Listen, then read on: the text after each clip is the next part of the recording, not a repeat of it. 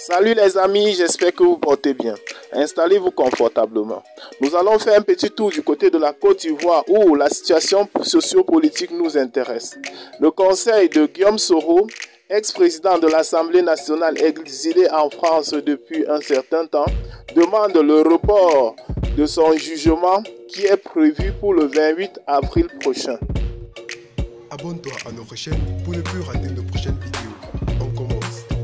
Et bien, comme nous vous l'avons annoncé au début de cette vidéo, malgré les injonctions de la Cour africaine des droits de l'homme et des peuples, instruant au gouvernement ivoirien de suspendre toutes les poursuites et le mandat d'arrêt international lancé contre l'ex-président de l'Assemblée nationale de Côte d'Ivoire, par ailleurs ex-premier ministre de la Côte d'Ivoire, le gouvernement semble être muet et ne veut rien entendre.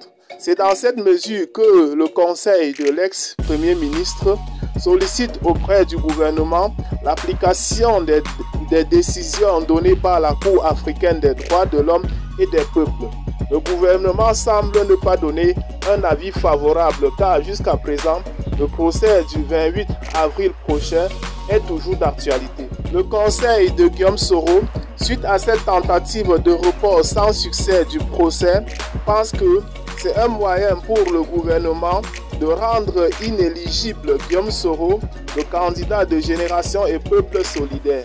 Il est à rappeler que Guillaume Soro, malgré son exil en France, est candidat à l'élection présidentielle d'octobre prochaine en Côte d'Ivoire.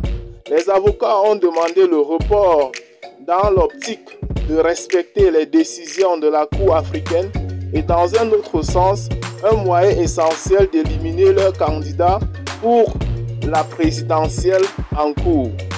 Pour suivre de près cette actualité et ne pas rater nos prochaines vidéos, n'oubliez pas de cliquer sur j'aime et surtout de vous abonner à la chaîne. Et si vous l'avez trouvée intéressante, n'oubliez pas de la partager avec vos amis.